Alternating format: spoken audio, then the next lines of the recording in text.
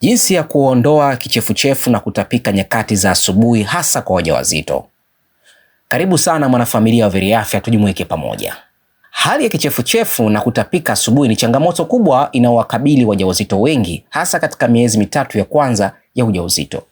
Ingawa inaweza ikaashiria hali hii kutokea asubuhi, lakini wakati mwingine hutokea muda wote wa mchana au usiku, na inasababisha mabadiliko makubwa ya homoni mwilini yanayotokea ili kusaidia ukuaji wa kiumbe kilicho tumboni.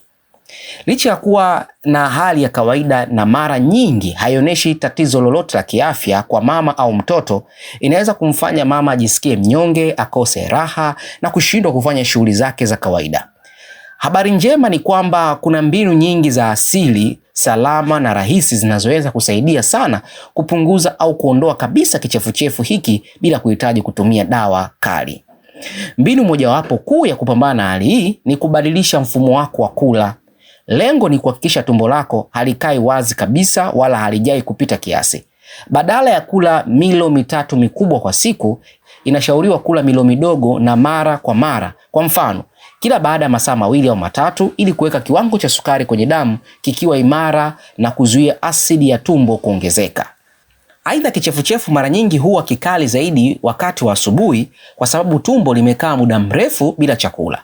Ili kukabiliana na hali hii, weka vitu vikavu kama biskuti pembeni ya kitanda chako na ule kiasi kidogo kabla kuinuka kitandani asubuhi. Kisha usubiri kidogo kabla kusimama. Uchaguzi wa vyakula pia ni muhimu.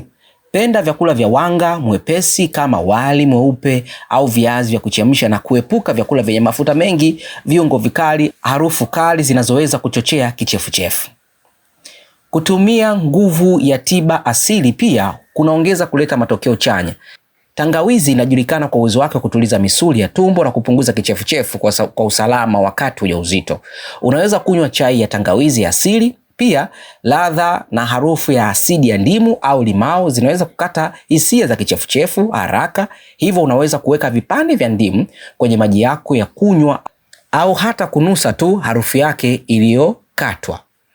Mazingira ya harufu kali, hata zile zilizokuwa zinakupendezesha zamani, zinaweza kuwa kichocheo kikubwa cha kichefuchefu na kutapika. Hakikisha nyumba yako ina hewa safi ya kutosha kwa kufungua madirisha, na jaribu kuepuka harufu ya manukato makali, moshi au chakula kinachopikwa kwa mafuta mengi. Ikiwa harufu fulani zinakutuliza kama ndimu au lavenda, unaweza kuzitumia kama tiba ya harufu. Vile vile, kwa kuwa msongo wa mawazo na uchovu unaweza kuzidisha kichefuchefu, panga muda wa kutosha wa kupumzika na kulala. Ukiweza fanya mazoezi mepesi kama kutembea na kuvuta hewa safi kwa dakika chache. Pia kama virutubisho vya ujauzito vinakusababishia kichefuchefu, usivinywe tumbo likiwa tupu, bali kunywa wakati wa mlo au kabla ya kulala usiku. Ni muhimu kuzingatia kuwa ingawa kichefuchefu ni cha kawaida, kuna hali kali zaidi inayohitaji matibabu ya daktari. Muone daktari wako ikiwa unatapika sana hadi huwezi kuweka chakula au kinywaji chochote tumboni kwa masaa 12, unapoteza uzito kwa haraka, unajisikia kizunguzungu kikali au mnyonge sana, au mkojo wako ni mchache sana, una rangi nzito, kwani hizi zinaweza kuwa dalili za ukosefu mkubwa wa maji na virutubisho mwilini.